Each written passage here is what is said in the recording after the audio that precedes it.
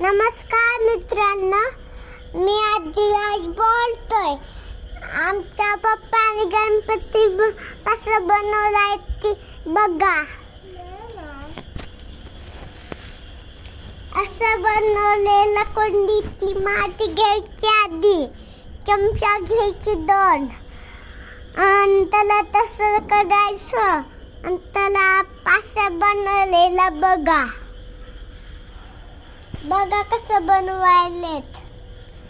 असं बनवायचं. गणपती बनवलेला असं बनवताय.